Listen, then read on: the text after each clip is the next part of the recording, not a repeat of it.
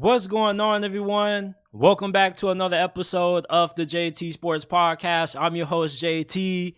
We've been gone for the last couple of days. If you guys didn't know, I've been moving into my college dorm for my senior year of college, so we haven't been able to live stream. I've really missed y'all boys, man, and it's kind of a good thing that I wasn't able to live stream for the last couple of days because there are some things that we're going to be discussing about that have me really excited and really upset. The first one being Bryce Young in this situation with the Carolina Panthers. Like, we need to call Child Protective Services because there's some child neglect going on down there in North Carolina, man, when it comes to Bryce Young and the Panthers' treatment of him. And we're going to get into that shortly. Trust.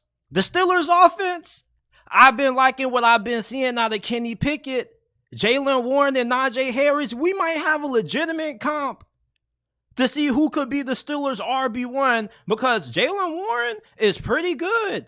And the Seahawks, I'm going to tell you guys why I think they're going to win the NFC West.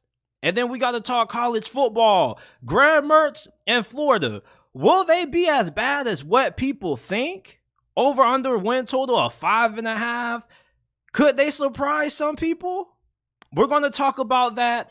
Tennessee or Kentucky. I don't know what it is with these Tennessee fans, but every time I talk about Kentucky, they always one of the first people watching and commenting in the comment section on videos about Kentucky's football. So we're going to discuss Tennessee or Kentucky, who's better, and I'm going to be giving you who I think is the most underrated team in the Big 12 going into this season. I appreciate that, Warren Douglas. Congratulations on the good luck in college. Appreciate that, man. Before we begin, if you haven't already, make sure that you go ahead, leave a like, and subscribe to the channel. We go live every day, Monday through Friday, 5 p.m. Eastern Time. Remember that we're not just available on YouTube. You can find every episode of the JT Sports Podcast in audio format on all podcasting platforms. Apple, Google, Spotify, Amazon, wherever you get your podcast from, you can find the JT Sports Podcast. And follow us on all of our social media pages, man. We've been going crazy on Instagram. We just went viral over this past weekend on TikTok and Instagram. So if you want some additional content, go ahead and follow me on TikTok and on Instagram at JT Sports. Now, the content that I post on social media is way different from the content that I do on here. Like, I just troll on social media because that's all people really like to do on social media and troll. So trolling is what gets the clicks on social media. So don't really take me serious on social media when it comes to most of the stuff that I post on the reels, bro, because that's just entertainment. Like, Zach Wilson had like a crazy run and he was looking like Lamar Jackson out there. So it's just like mini in-game reactions that I do on there. But go ahead and follow me if you want some extra bonus content. All right, so we got to start off talking about the Panthers and Bryce Young, man. Does anybody have the number to Child Protective Services? Because I think they need to go down there to Charlotte, North Carolina and investigate, because I think we got an ongoing case of child neglect when it comes to Bryce Young and the Carolina Panthers.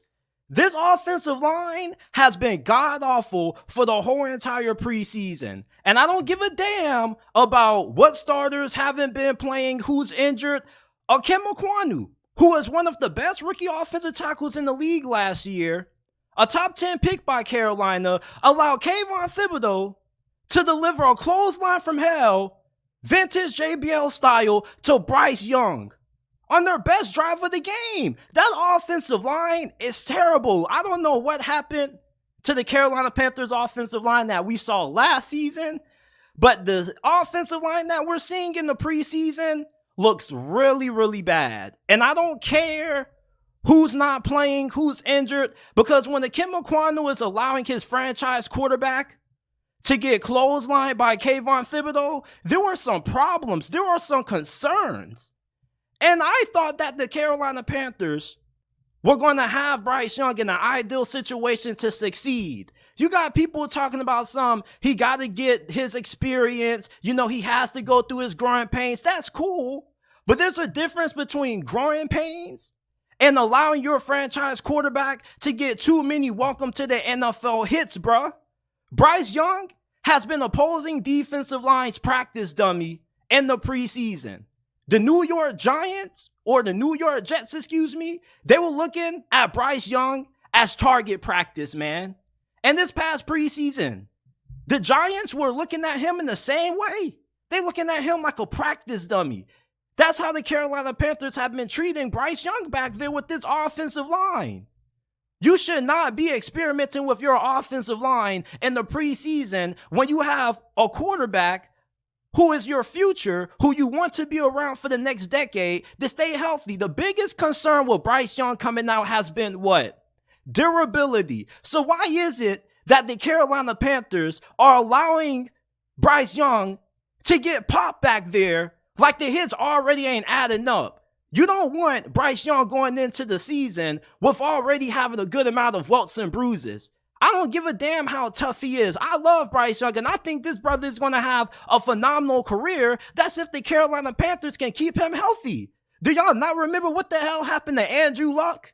It wasn't too long ago when Andrew Luck was balling out for the Colts, but getting effed up because they couldn't protect the brother. Bryce Young is only 204 pounds. He's built like a preschooler. He's 204 pounds of silken wet, and you're allowing him to get thrown around like a rag doll back there. The Panthers are looking like they're setting him up to fail. It doesn't matter if it's preseason. If your first string offensive line is getting beat by second stringers or even starters, that's a concern. You want your starting offensive linemen to dominate. It's not about the whole collective group. You can look at individual performances in the preseason too. People say the preseason doesn't matter. If one of my starting left tackles is getting beat by Kayvon Thibodeau, I'm going to be concerned.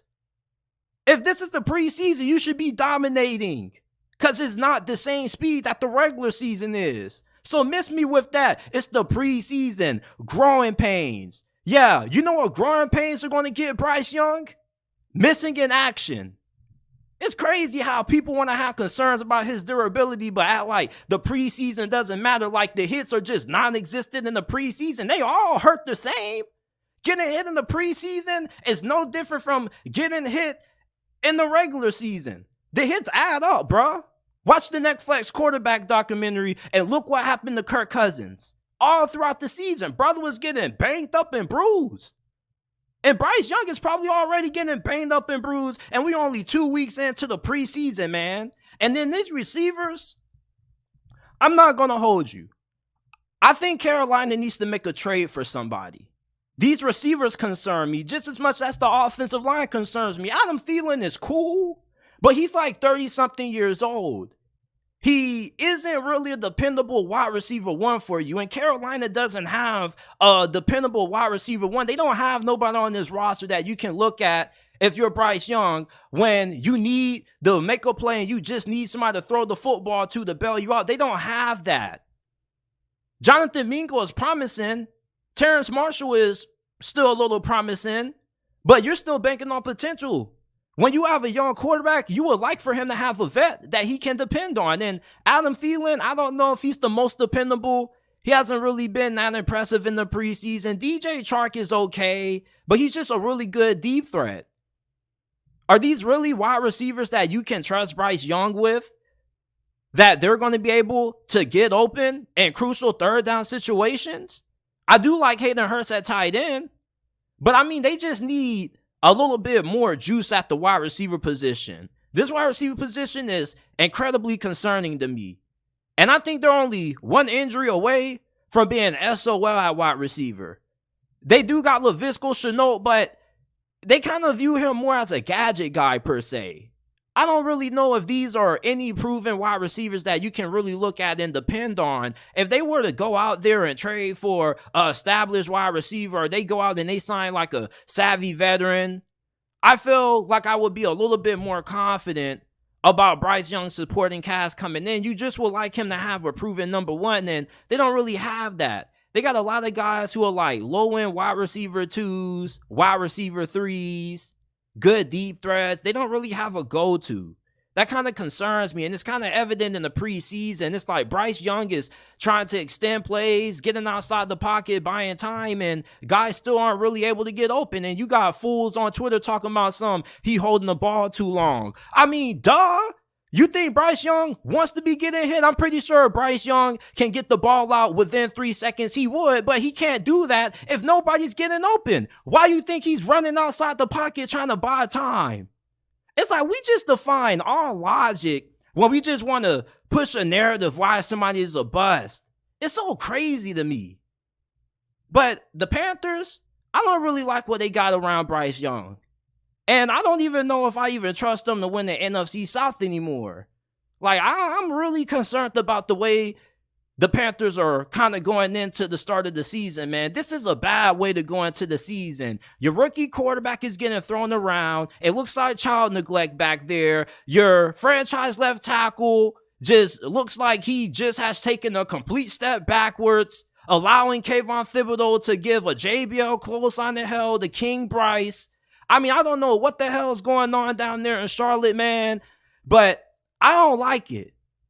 I do not like how much Bryce Young is getting hit in the preseason. And you people need to stop making it seem like just because it's the preseason, the shit doesn't add up, bro. If you're getting smacked in the preseason, you're going to feel that when you wake up. These hits add up, bro. It kind of looks like the Panthers are setting Bryce Young up to fail. Now, I'm not bailing on these boys yet because the only reason why I still have faith in Carolina to win this division is because last year I picked the Jaguars around this time to win the NFC South. That's when I changed my tune on them. And they struggled the first half of last year. Then they kind of got better during the later half of the season.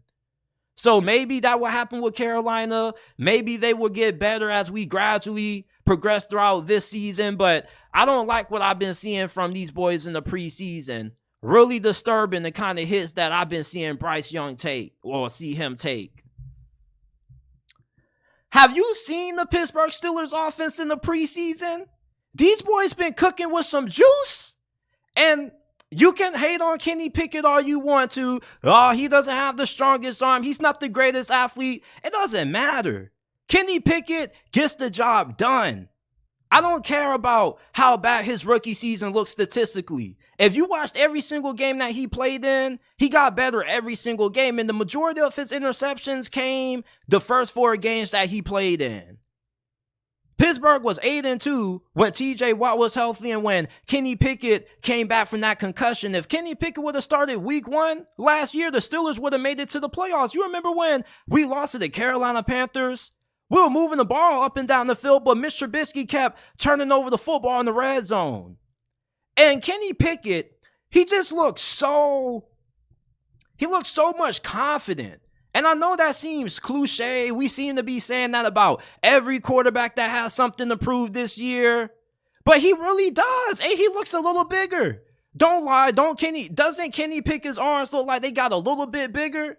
And his arm, it kind of looked like it got a little bit stronger. In the preseason, these touchdowns that I've seen him throw, like the one to George Pickens against the Bucks, they came out with some juice.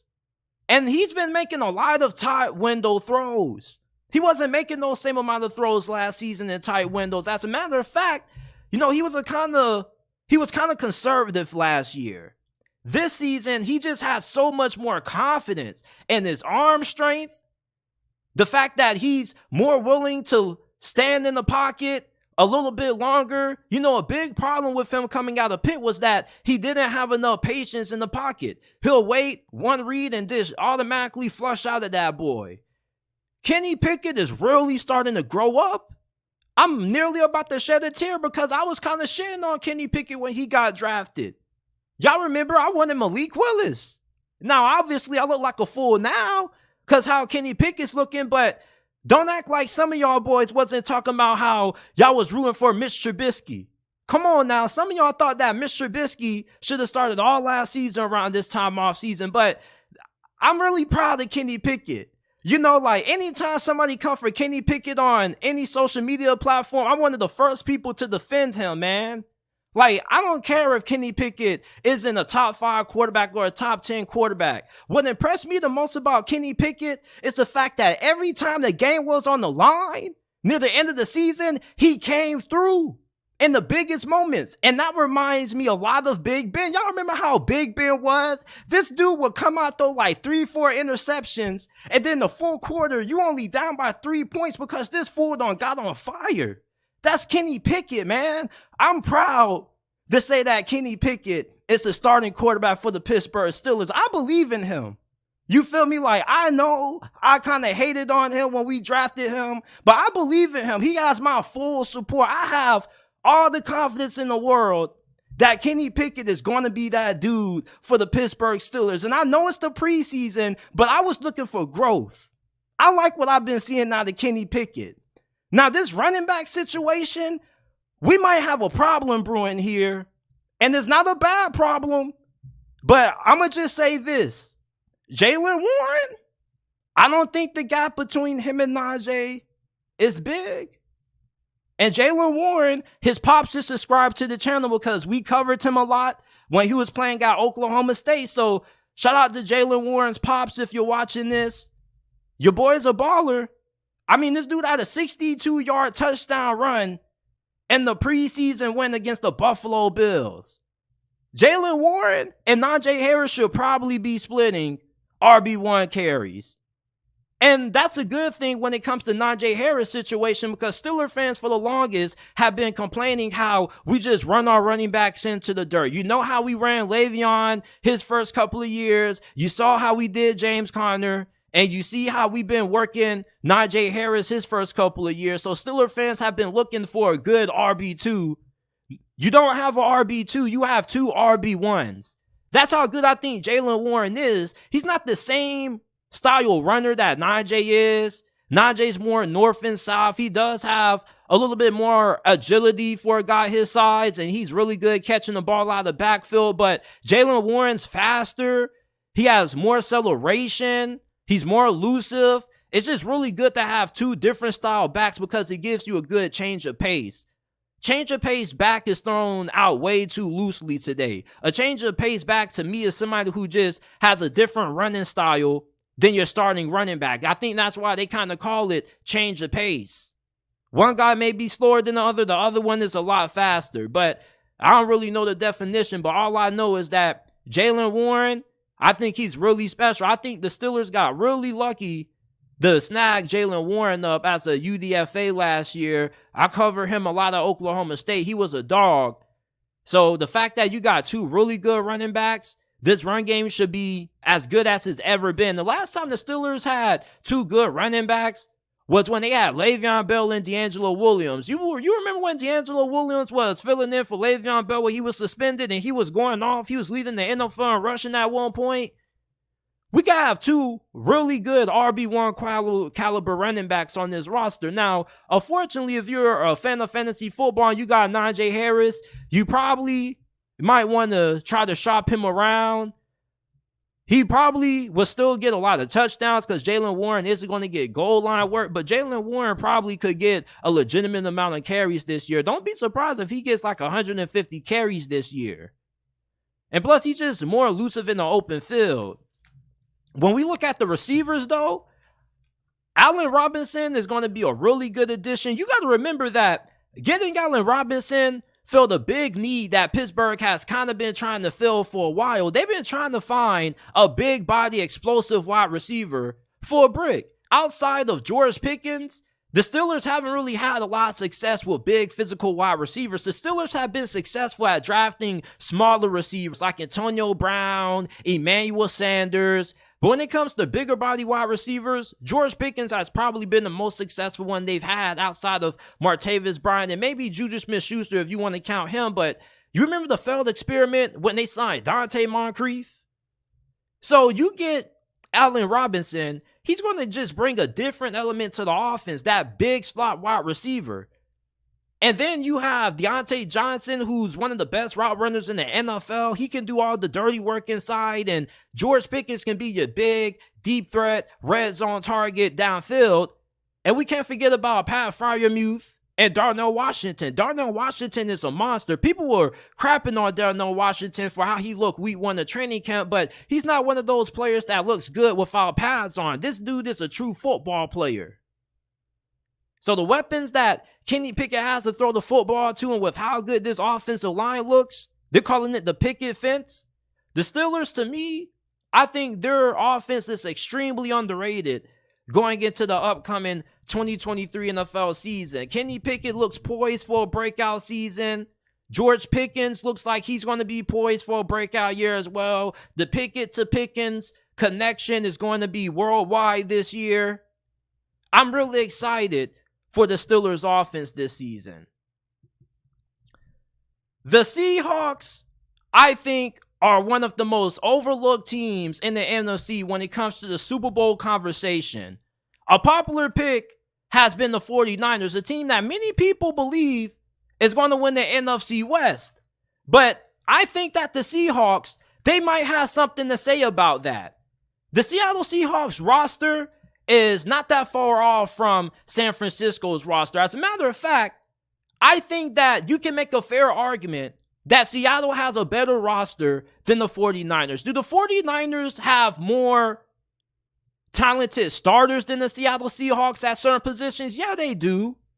But I think Seattle just has more depth. Seattle, if they have a guy who's a key starter who goes down and he has to miss some time, they won't have to freak out about it because they have plenty of depth at every single position.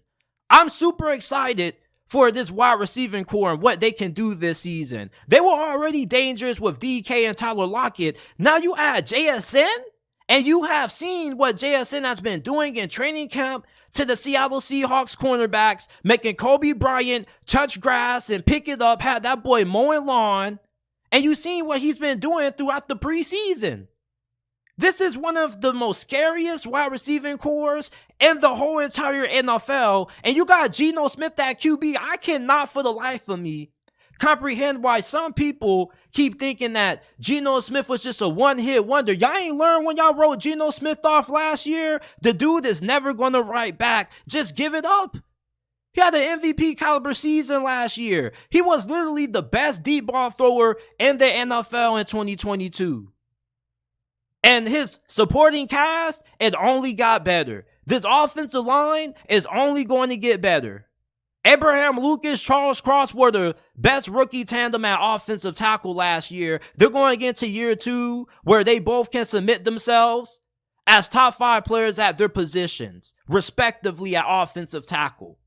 It's already hard to find one franchise caliber offensive tackle. Seattle found 2. They got a young center, rookie out of Michigan, that I really like a lot, and Alua Timmy. I think he can have a really good rookie season. Seattle has a lot of talent on offense and even on defense. When you look at what they have on their defensive line, San Francisco has a better defensive line than Seattle. We're going to give them that. Javon Hargrave, Arik Armstead, Nick Bosa, that's insane, fam. But Seattle has Draymond Jones, Jaron Reed, Darrell Taylor, Uchenna Nwosu, and Brian Boye Mafe. That's scary too, dog. Boye Mafe had a pretty solid rookie season. He's only somebody that can get better. Uchenna Nwosu, Darrell Taylor, they both had 9.5 sacks each. And they bring in Draymond Jones, who's one of the more underrated defensive linemen in the league when it comes to getting pressure on the quarterback. They got a lot of depth when it comes to their linebacker position. You look at what they have at cornerback with Devon Witherspoon, Tariq Woolen. We can see the Legion of Boom 2.0. No disrespect to those boys, but if Devon Witherspoon is as good as advertised, who are you going to target? You're not going to throw it to Tariq Woolen because he's shut down. You're not going to throw it to Devon Witherspoon if he's shut down also. You got Jamal Adams coming back. I don't know how you guys feel about Jamal Adams. Jamal Adams, when you bring him up and you start discussing if he's a good player or not, you kind of are asking to start a war. But I think Jamal Adams is a pretty good addition when he is on the field. And if you don't like him, you did sign Julian Love.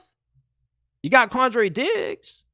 I'm just saying, Seattle, not only should they be able to win this division, but they should be able to make it to the Super Bowl. Honestly, at least the NFC Conference Championship game against Philadelphia or maybe Detroit. Y'all think I'm crazy in the chat? What's good, everybody in the chat? Y'all think I'm being a little bit unrealistic? Do you think that Seattle can win the NFC West? Let me know. Like, I personally think that Geno Smith should be able to be better than whoever the 49ers have at quarterback. And I like Brock Purdy. I think he'll be solid, but I think Geno Smith just elevates the Seahawks offense a little bit more. When you have good quarterback play or great quarterback play, it just brings a different dynamic to your offense. Brock Purdy's solid, but he ain't Geno Smith, baby. Geno Smith was damn near in the MVP conversation at one point last year, and he could probably be in the conversation this year with a better supporting cast. You got the LA Rams. I like the Los Angeles Rams. I love Sean McVay. I love me some Aaron Donald, but at best, the Rams probably are a 9-win team, 8-win team, and maybe they can sneak in to the postseason as a 7 seed. That's best case scenario, but you know, it doesn't look promising for the Rams. And the Arizona Cardinals, we really bringing them up for having a chance at winning the NFC West? Like, they might be the first team in the history of the league to go 0-17, and I'm not trying to be funny when I say that. I'm dead serious. Damn! Like, I know it's tough if you're a Cardinals fan listening to this, but you'll be better for it. Caleb Williams, he'll be a big upgrade from Kyler Murray if y'all go 0-17. It'll be a sacrifice worthwhile. But when you're looking at these Seahawks, man, I think that a lot of people need to start paying attention to what's going on up there. People calling the New Orleans Saints a dark horse Super Bowl contender? Ha! Are you serious? Over Seattle? Like, there's people who think that the Saints can make it to the NFC Championship game. And I've yet to hear too many people bring up the Seahawks. We mentioned in the Saints before we mentioned the Seahawks in the Super Bowl conversation. What's wrong with some of these people? I know everybody's entitled to their own opinion, but the Saints, fam? With Dennis Allen? Come on now, dog. What are we doing? Come on, man. Whoa. I like the Seahawks to win the NFC West this year. I know you 49ers fans love the channel. I love y'all. I know y'all going to get riled up in the comment section, but y'all sleeping on these Seahawks. They got so much depth. I was looking at your backup offensive line the past couple of preseason games, and it hasn't looked pretty good. I'm looking at the Seahawks. They got a lot of depth at every single position. They can have one injury and be fine because the guy behind them is good enough to be a starter. Look out for the Seahawks this year. Not only do I think they're going to win the NFC West, but I think they potentially can make it to the Super Bowl. The Florida Gators, man, they are not expected to do too much this year. They have an over-under win total of 5.5, and a lot of people are shitting on Florida. Many people are laughing at them deciding to pick up Graham Mertz in the transfer portal, and I can understand why people are laughing at Florida. Trust me, I was laughing too when I saw they picked him up. I was like, bro, isn't this the same fool who was starting for Wisconsin, looking like he was holding this offense back? But you know, talking to one of my homies who's a Florida fan, and he's not one of those unrealistic, biased Florida fans that tell you every single year, like, they're going to win the SEC East. He's one of those Florida fans that I really respect his opinion because he's pretty accurate when it comes to talking about Florida Gators football. He has a pretty good understanding of the program. And last year, he told me that they were going to upset Utah, and it actually happened. And he told me that they were going to be like a 6-7 win team, and Anthony Richardson was going to be up and down. So he knows the program really well. And he told me that Graham Mertz, you know, he might not be as bad as what a lot of people think. Now, is he going to light the world on fire? Probably not. But Graham Mertz could surprise some people. And when I told him that Florida had an over-under win total of 5.5, he laughed. Like, he might have just went ahead and put a lot of money on that thing. He told me that Florida should at least be a 6-7 win team. And the thing with Graham Mertz that a lot of Florida fans will quickly tell you is that he could be a slight upgrade over Anthony Richardson. And before you say, whoa, chill out. Anthony Richardson, for some odd reason, during his time in Florida, they didn't have a easy time, teaching him the playbook. At least that's what people say. Don't know how true this is, but they say they had to alter the playbook around his strengths. And, it wasn't really great playing within structure. Like, we don't need to get into the Anthony Richardson roller coaster at Florida. You guys pretty much already know what he was. Graham Mertz, he isn't that athletic monster that Anthony Richardson is, but if he can be serviceable, play within structure, make the easy throws, make the layups, something that Anthony Richardson was unable to do consistently, he could have some success. And you remember Bo Nix, when he was at Auburn, he wasn't bad his final season, but he was the definition of mid. And if you would have thought that Bo Nix was going to completely turn his career around from being a mid quarterback at Auburn to becoming a Heisman contender at Oregon, I probably would have laughed at you, and we probably would have laughed together. But it actually happened. Michael Penix, outside of that one miraculous season that Indiana had when they were actually good, we haven't really heard anything about him until he went up there with Kalen DeBoer in Washington and started going crazy. So Bo Nix and Michael Penix can resurrect their careers. Imagine what Graham Mertz could do this season with Billy Napier. The Paul Chryst days at Wisconsin, he wasn't really known for developing fantastic quarterbacks. Okay, he was more known for smash mouth football and being hard-nosed on front, and I don't think he was the best fit for a guy like Graham Mertz. Billy Napier is a little bit more well-rounded than what Paul Chryst was, at least when it comes to the offensive side of football. Billy Napier had Levi Lewis cooking at Louisiana. He also produced the same offense that had Elijah Moore cooking. So this dude knows offense. I think he's a better offensive mind than what people give him credit for. And Graham Mertz, he has more talent at the wide receiver position than probably what he ever had at Wisconsin. Their wide receiving core, it's not that they're lacking talent. You just have a lot of new faces that haven't really proven much. But I do like Marcus Burke. Part of the reason is because we're a little bit biased because he's from the 904, but we're always going to be a little bit biased from our 904 brethren because we produce dogs and we produce nothing but guys who go ahead and dominate. You have Pretty Ricky Pearsall coming back. I think he could be one of the best wide receivers in the SEC this year. I really like his game. Really fast, really good in space, fantastic after the catch. He kind of gives me a little bit of, I'm not going to say Kadarius Toney. He may not have like the shiftiness that Kadarius Toney has, but I really like his game. He has a little bit of some similarities to Kadarius Toney in the sense, may not be as agile, but I think he kind of has a little bit of the playmaking ability that KT had. And your offensive line, I don't think it's going to be as good as what it was last year, but I still think it should be pretty solid. I don't think it's going to be an issue.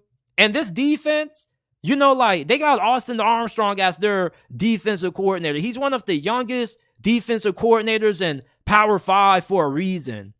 There were other schools that probably wanted him, and Florida was able to snag him.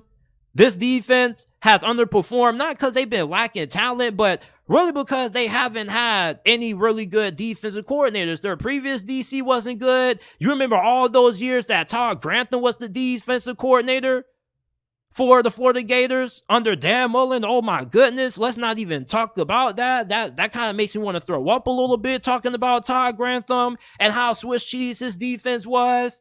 So this defense, I definitely expect them to make some gradual jumps in improvement. They got a lot of talent and depth on the defensive line. At cornerback, you got Jason Marshall, who I think should be a first-round pick in next year's draft.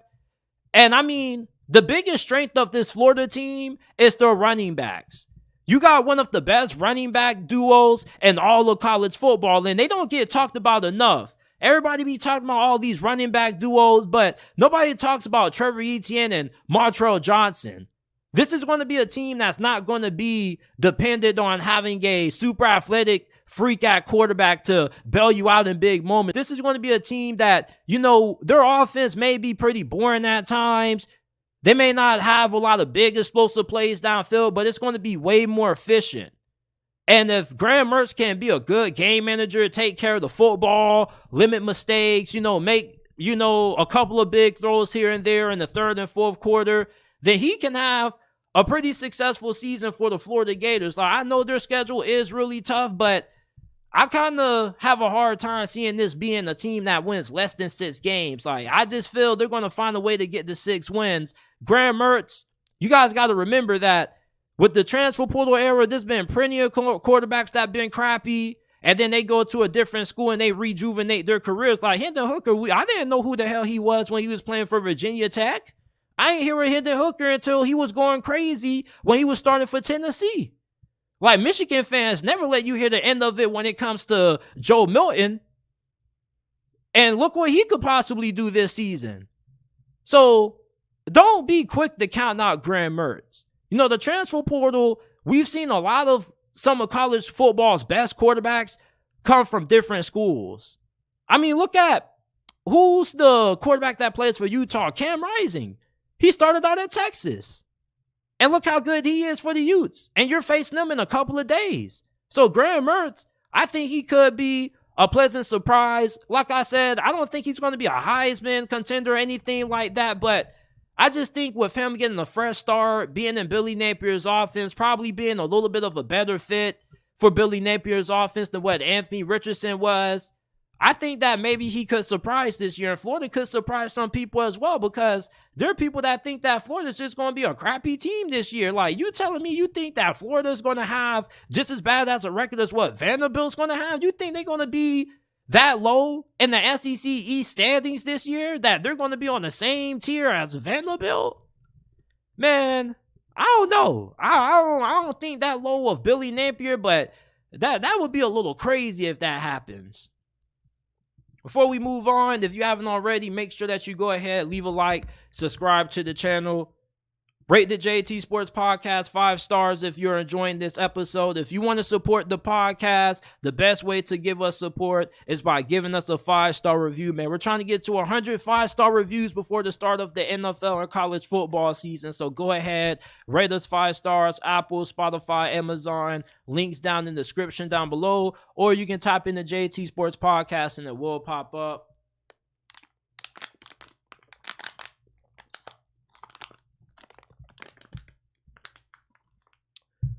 Okay, so I got to move on to this rivalry that is really starting to pique my interest, because, these fan bases, they just be going absolutely crazy in the comment section. And it just be World War III in the comment section every time I talk about one of these schools. When it comes to me talking about Kentucky football, every time I make a video about the Wildcats, there are always Tennessee fans in the comment section going at Kentucky fans. And I see why you Kentucky fans don't like Tennessee fans. It's like, we get it. Tennessee is the big name program. You've coming off a really successful season. We get it that Kentucky had a down year and you guys won the Orange Bowl. You guys nearly could have made it to the college football playoffs. Like, we get it. We get you're one of the biggest brands in the South. Like, Kentucky fans just want to hear some good things about their team every once in a while, but y'all like some dogs. Y'all don't want Kentucky to have no joy. Like, I see why Kentucky fans do not like Tennessee fans, because Tennessee fans be on Kentucky fans' throats. And it's even worse that Tennessee, even though they have all these down years, they still are somehow able to beat Kentucky. Like, even when Kentucky's at their best, they still struggle with Tennessee. So that leads me to this, man. The Wildcats or the Vols, which team is going to be better this season? Now, when we start at the quarterback position for both of these two teams, Tennessee has Joe Milton. Now, I like Joe Milton. And Joe Milton had a really good performance in their victory over Clemson in the Orange Bowl. He also won MVP of that game. But the caveat with Joe Milton is that you don't know if he's going to be able to remain consistent. You don't know if the Orange Bowl game was just a one-off performance, and if he's going to revert back to the same quarterback that has the world's strongest arm, but just throws the football 50 miles into the seats, Or is he actually going to be able to finally put it all together now that he's had time to sit back, learn this system, and develop as a quarterback with Josh Heupel as the head coach? We will see. Kentucky, they got Devin Leary at quarterback. And if you're not familiar with Devin Leary, he was probably the best quarterback in the ACC over the past 2 seasons. Now, last year, he had an injury that pretty much sidelined him for the majority of 2022. But when he was healthy and at his best, he had one of the best touchdown interception ratios in all of college football. And he was doing this at NC State, by the way. And he was one of the highest rated quarterbacks coming out of the transfer portal cycle. And he got picked up by Kentucky. And he has Liam Cohen as his offensive coordinator. Now, who the hell is Liam Cohen, JT? He's their offensive coordinator.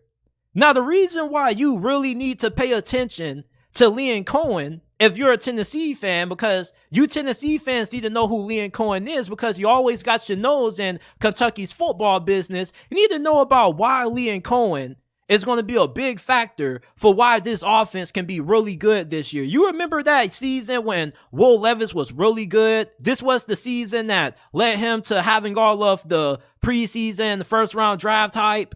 Liam Cohen was the offensive coordinator that season for Kentucky.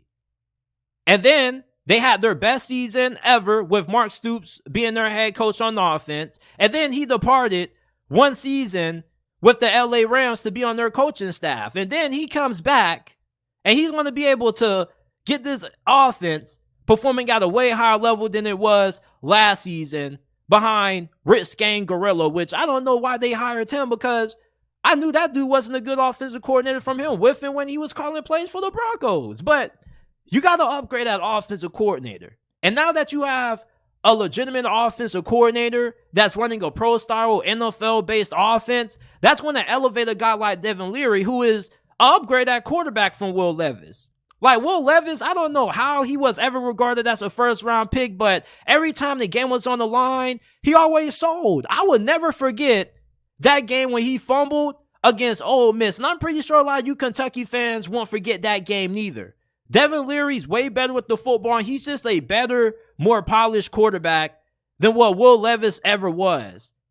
So when it comes to the quarterback advantage between the Vols and the Wildcats, I think we got to give it to Devin Leary in Kentucky. And even you Tennessee fans, like, if y'all can put your bias aside, which I know you won't, but I'm pretty sure y'all would take Devin Leary over Joe Milton in a heartbeat. Joe Milton has more upside, he's more talented, but he's just not a better, more proven quarterback than what Devin Leary is right now. And it doesn't matter if Devin Leary never played in the SEC. Neither did Hendon Hooker. Neither did Joe Burrow. If you're a good quarterback, you're a good quarterback. Their wide receiver position is really interesting. Now, I think that Tennessee's wide receivers have more depth. I think that they're just a more talented group. I think Kentucky really just has 3 really good wide receivers that I think are just as good as Tennessee's 3 best wide receivers. But outside of the 3 receivers that Kentucky has, Barian Brown, Dane Key, Tavian Robinson, I don't think they have too much talent outside of those 3 guys. So I'll give the advantage from a depth perspective at wide receiver to Tennessee. Brum McCoy, you got Dante Thornton, I think it's Dante or Deontay Thornton from Oregon, if I'm not mistaken. You got Squirrel. So Tennessee has a lot of depth at wide receiver, and you got to have a lot of depth at wide receiver because Tennessee runs a high, fast-paced offense. But I think Kentucky could have one of the best receiving corps in the SEC this year. You got Barian Brown, Dane Key, who were 4 stars coming out of high school. And that's something that you really got to know. And you really have to know in your brain when it comes to the wide receiving corps for Kentucky, because they're not a school that always gets 4-star and 5-star guys, especially on offense when it comes to their skill position. So the fact that they got Barian Brown and they got Dane Key, that was some really big pickups for them in recruiting. And they both got significant playing time last season as true freshmen, and they were really good. And with them going into their sophomore seasons, they should only get better, having a better quarterback. You have the fact that Devin Leary is really accurate. He's a better decision maker. He's going to get these boys the ball, and they're going to make a lot of plays. So I think with the talent that Kentucky has at wide receiver, I don't think they're better than Tennessee from a depth standpoint, But I think that their top 3 receivers are just as good as Tennessee's top 3 receivers. Running back, I don't know. I probably would say if we're going off proven production right now, I probably have to give it to Tennessee. They got 2 of their leading rushers from last season coming back. But Kentucky, though, they're a team that's really good at getting the most from the running back position. So even though they may not have a guy who may be as proven, I still think that they should be given the benefit of a doubt. So I'm going to call running back a draw. Now, the offensive lines, Kentucky's offensive line was terrible last year, which is uncharacteristic for this program because they normally do a really good job with their offensive line. Tennessee has a lot of experience on their offensive line, so you probably could go Tennessee. I probably will go Tennessee. You just don't know how improved Kentucky's offensive line is going to be. Even though I don't think it's going to be bad, I just don't know if it'll be as good as what it used to be. Now, defensively, I mean, come on, bro. If you think that Tennessee has a better defense than Kentucky, you know you tripping. You know you wilding. Even you being a Vols fan, you can admit that Kentucky's going to have a better defense than you. Like, if you think that Tennessee's going to have a better defense than Kentucky, we just know that you're incapable of being able to be unbiased when it comes to giving a fair analysis of your team because Tennessee's defense is never going to be better than Kentucky's. You want to know why? Because Tennessee runs too many plays on offense. So with their defense being on the field for 1 million plays every single game, they're going to get more fatigued quicker. And unless you got a lot of depth at every single position on your defense, you're not going to be able to keep those guys fresh. Those guys are going to get tired way faster playing for a school like Tennessee that runs this high-paced offense that produces a lot of plays versus playing for a school like Kentucky that plays complementary football. Running a style of offense that is even kill, pretty slow paced, and it also allows their defense to sit on the sidelines and get longer breaks. And they got a lot of talent on their defensive line. Like, Kentucky is going to have one of the best defensive lines in college football this season. Like, the way that they keep talking about this defensive line, they are so excited to unleash this defensive line on the world. This is the most talented defensive line that the Wildcats have ever had in program history. Like, they got some dudes on this D-line, and they're not 3 2-star guys that you think Kentucky just brings in and develop. Like, they got some 5 4-star monsters on that defensive line. Like, all Kentucky fans talk about is how good this defensive line is going to be. So Tennessee's defensive line, they got some pretty good athletes there. I do think that their pass rush will be a little bit more improved this year, but overall, I just think with the style of offense that Kentucky runs, it's just more beneficial to their defense versus Tennessee. Like, Chip Kelly, that's the reason why his defenses were never good when he was coaching at Oregon, because their offense was just too damn fast. So if you have an offense that runs a lot of plays, your defense is going to be on the field for hell of long. So, of course, you're never going to have a good defense. Now, Tennessee's defense isn't as bad as what people make it out to be, because let's not act like they didn't just go on the road and just shut out LSU. I like how people just throw that game underneath the rug like Tennessee didn't just do those boys dirty in their own home. Like, nobody ever talks about that game. Like, Tennessee's defense, when they're playing their best, and you know, like, they can force turnovers, they're a really good defense. But if they can't get turnovers and they got to be on the field for long, substantial drives, they're going to get tired out really fast and they're going to give up a lot of points. They're a turnover-dependent defense. Kentucky, I think their secondary should be really good, although they may be lacking in experience there. But their front seven is really good, and this defensive line is downright scary. So, a couple of days ago, I did a segment saying that I believe Kentucky is going to be the second best team in the SEC East this year, and I still stand on that. And with me making that statement, I'm telling you that Kentucky is going to be better this season than Tennessee. I think that Kentucky is going to be a 10-win team, and they're going to make it to a New Year's Six bowl game. I know they got some really tough games. You got to play Georgia. But, I mean, one thing about Kentucky is that they play Georgia pretty close, even on some of their down years. Now, last year they weren't good, but before that, they normally gave Georgia some challenges. Now, it wasn't, one of those games where it came down to the last possession. They didn't challenge them that way, but every time Kentucky normally plays Georgia, or at least the Kentucky-Georgia matchups that I remember over the last couple of years, like, it wasn't Georgia just dragging them up and down the field like how they did Tennessee last year.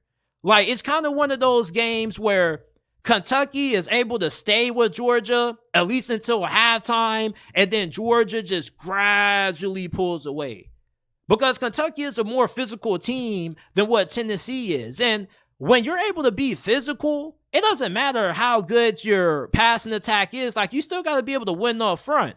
And with Kentucky being able to win front, they're always going to be able to somewhat give themselves a shot anytime they play Georgia. And if Devin Leary is as good as what I believe he is, and he can be the same quarterback that he was pre-injury at NC State, he probably could arguably be the best quarterback in the SEC this year. This is probably the best quarterback that they've ever had since the dude that they had in like the late 2000s. So I'm looking at Kentucky. I think they're going to be a 10-win team this year. Tennessee very well could be a 10-win team, but I don't think they're going to take a major step back. I just think that, with how tough their schedule is, and I think that Kentucky just overall is just a more well-rounded team. I think Kentucky is just going to be better. They're going to have the better defense. Their quarterback play is more proven. Joe Milton could be better than Devin Leary, but you're just banking on potential. You feel me? Like, that right now, Devin Leary is the better quarterback than Joe Milton. I don't really think that should be a debate. We got a larger sample size to judge them off. Devin Leary has started way more games. He's been way better at more games than what Joe Milton has. His best performance was that game against Clemson. He wasn't good when he came in against South Carolina. And I mean, yeah, the dude had like 10 touchdowns, like no interceptions, but I mean, like, his accuracy still was hit and miss. So Devin Leary right now, like, if you're a level-headed Vols fan, we got to agree that they got the edge in the quarterback battle. Like, this Kentucky program, y'all need to start paying attention. Like, Tennessee fans, y'all always be coming for these Kentucky fans, and I get why, because, I mean, you're dominating the rivalry, so of course you're going to continue to talk shit, but, this season, the tables may turn. Not making any crazy predictions, but those tables may turn. Like, Kentucky may finally give you what you've been asking for, and you better be careful what you wish for, because, what you wish for may not be what you had in mind. The most underrated team in the Big 12 this year, people, are the Kansas Jayhawks. And no, we're not talking college basketball, folks. We're talking college football. Do y'all remember when Kansas was 5-0 and they were ranked inside the top 25 for the first time in years? And Jalon Daniels was a legitimate Heisman contender? And then he got injured, and then their season kind of went left. Well, this season, they returned 91% of their offensive production last season, and they returned 80% on defense. Now, defensively, they probably aren't going to be good. I mean, they were terrible in pretty much everything statistically in defense last year. Like, this is basically a basketball team playing football. They're all offense, probably minimum defense. Even though I am a big fan of Kenny Logan at safety, he's a dude. But this offense is going to be one of the best in college football. First of all, they got Jalon Daniels, who may be the most underrated quarterback going into the upcoming college football season. We keep talking about dark horse Heisman contenders. He should be on your list. He was a front runner to win it at one point last season. Anytime you're going crazy at Kansas, fam, you're special. This program has been bad for decades? Like, Kansas, before Jalon Daniels started going off last season, their fans didn't even talk about football season. They just skipped automatically the basketball season. And you look at Jalon Daniels, I mean, this dude can do it all. He's really good at throwing the football. He's really dynamic running the football with his legs. And you return a lot of experience on the offensive line and that receiver. This is one of the most explosive offenses heading into this upcoming college football season. This defense probably isn't going to be good. It may be slightly improved, but this offense is going to be special. Lawrence Arnold, Quentin Skinner, Both of those dudes were averaging 16 yards per reception. They got a really good group of tight ends. This is a really good offensive line. If you're wondering who could be this year's TCU, look at Kansas. You can laugh all you want to because it sounds strange, but I think they're getting heavily disrespected. They weren't even ranked in the AP top 25 that recently came out. You know, they don't really have high odds to win the Big 12. I saw some Big 12 preseason rankings that had them like not even in the top 5. Really kind of surprising to me when you look at what this team returns and how good their starting quarterback is. Anytime you have a quarterback this good, there's not a single game that you shouldn't be able to win. And the Big 12 outside of Texas, like, it's up to anybody who could, you know, be in the Big 12 championship game. Like, Texas has the talent, but are they actually going to be able to live up to their expectations this year? Oklahoma, don't really know about them. Many people don't really believe in Brent Venables. I do like what Joey McGuire and Texas Tech got going on. But it's like, if you feel like Texas Tech can win the Big 12, then why can't you have that same attitude towards Kansas? They got way more dynamic players on the offensive side of football than what Texas Tech does, and they got a better quarterback. Tyler Shuck got a lot of potential, and when he's healthy, he does win games, but I'll take Jalon Daniels over Tyler Shuck in a heartbeat. And I don't think that Texas Tech has the kind of explosive players on offense that Kansas has. Kansas has way more speed and way more one-play touchdown potential than what the Red Raiders have. And I like Baylor, but I think Baylor is one of those middle-of-the-road programs that every once in a while they'll have a big season. I think Kansas, with everything that they have coming back, I don't see how you can view this team as having a legitimate shot to win the Big 12. Like, I got these boys winning 10 games and making it to a New Year's Six bowl game. And if you're not careful, you might end up losing some money when you bet against Kansas. Like, I think one of the biggest games in the Big 12 this year is going to be Texas versus Kansas, because that could be a potential Big 12 championship game.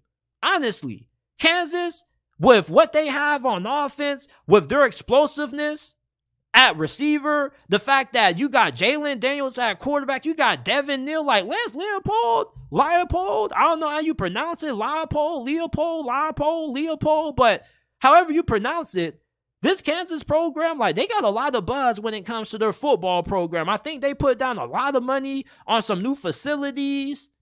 Like, you need to keep your eyes on Kansas football. Like, this just isn't one of those programs that you just going to view them as a basketball school. Like, these basketball schools, they starting to make a name for themselves. Like, Duke won 9 games last season, people.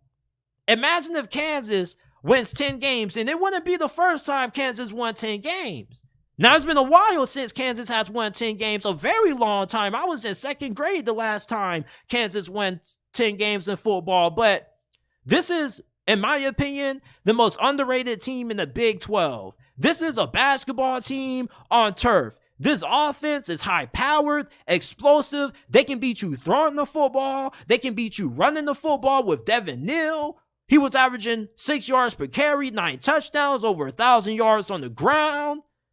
You got a great offensive line. I mean, we know they don't have a defense, but there's not a lot of great high-powered offenses in the Pac-12 and in the Big 12, and look at their schedule. Like, they play Missouri State. You should beat them easily. You got Illinois at home. That's going to be a challenging game. Illinois is a really tough team. They're really physical. I wonder how Kansas is going to be able to handle the physicality of Illinois. That game could go either way, but you're on the road against Nevada, and then you play BYU. So going into your big road matchup against Texas, you should at least be 3-1, maybe 4-0 potentially, depending on how that Illinois game goes. But you play against Texas on the road. You're probably going to drop that game. Now, it should be entertaining, but Texas should be a really good team this year. It should be a close game, but it's hard to win up in Texas. And if Texas is as good as what many people believe they will be, then, you know, it's going to be tough winning in that stadium with that kind of atmosphere. Now, you got UCF, Oklahoma State. Like, I think those are middle-of-the-pack Big 12 teams. I honestly feel like you're better than those two teams, especially Oklahoma State. Like, I think Oklahoma State, they're in a little bit of a small rebuild. I think it's going to take them a couple of years to get back to what they used to be. They done took some hits to the transfer portal. They done lost some really good coaches on their staff. Now, you got Oklahoma. I mean, I don't really know how this Oklahoma game could go because y'all was getting right with Oklahoma last year. Like, they was beating y'all, you know what's really bad, and then y'all came back with Jason Bean, y'all backup quarterback, and we don't know how improved Oklahoma's defense is going to be, but with how good your offense is, I don't think it matters. I don't think nobody's going to be able to slow down this offense. This offense is at least going to put up at least 28 points on you. Now, if you can score at least 30 points a game on Kansas defense, then you're probably going to be able to hang with them. But I don't think there's too many teams that are going to be able to hang with this offense. But Oklahoma is a team that you don't really know what to expect from them. So we're just going to say that's a draw. Iowa State, they don't got a quarterback. He was gambling on games. Like, I think they're in for another tough year. Texas Tech is going to be a really big game if you're a big Big 12 diehard. You got two programs that are looking to have breakthrough seasons. Texas Tech is a team that a lot of people are picking to be a dark horse team to win this conference. I won't even say dark horse. Like, I think R3 had them in the New Year's Six Bowl game, so I think they got them making it to the Big 12 championship game, and Jordan McGuire does have this program trending upwards. The recruiting is upwards, but Kansas State, though, they've been, putting in some work and improving their football program. They've been investing heavily into their facilities, so this is going to be one of the biggest games in the Big 12 if you're a diehard Big 12 fan. And then you got Kansas State, which, that's your rival. That's going to be a big game because Kansas State won the Big 12 last year, and many Kansas State fans think this is the best Kansas State team they've had since 2012. And then you got Cincinnati. I'm just good on Cincinnati. You should take care of them boys. So I got Kansas winning at least 10 games. So they probably will have 2 losses. I'll say they'll take a loss to Texas. And then they'll probably lose to either Oklahoma or Texas Tech, one of those 2 games, or maybe Kansas State. But overall, with everything that they return offensively, how good their quarterback is, we keep talking about dark horse Heisman contenders, and I very rarely hear Jalon Daniels' name brought up. This dude is one of the best quarterbacks in college football. He's a dog, but I think the Big 12's most underrated team is going to be the Kansas Jayhawks. We're not talking basketball. Once again, we're talking football. Kansas has a really good team going into this season. They return too much for them not to be able to have a team that can at least win bare minimum 8 games. This should, at worst, be an 8-win team. At best, this should be a 10-win team. Medium, probably 9 wins. This is it for this episode of the JT Sports Podcast. I appreciate all of the support that you guys have given me throughout the move to college, throughout the summer. But we're in mid-season form right now. Preseason is about to be over. College football kicks off next week, man. Like, I'm so excited to get this thing rolling. If you guys enjoyed today's episode of the podcast, leave a like, subscribe to the channel if you're new. Leave us a 5-star review. You can listen to the audio version of this podcast on Apple, Google, Spotify, Amazon. If you want to support the channel, rate us 5 stars. It's easy to do. All you got to do is type in the JT Sports Podcast on any podcasting platform and it will pop up. Or you can go down to the description down below, scroll down a little bit, and there will be the links to the Apple and Spotify versions of the podcast. Follow me on all of my social media platforms. Like I said, I post like bonus content there. Nothing really like analytical. If you're looking for analysis, that's what the podcast is for. But if you're just looking for some quick shits and giggles, you want a quick laugh, the social media platforms are a good follow. Instagram, Twitter, make sure to give me a follow on there. I appreciate you guys for tuning in.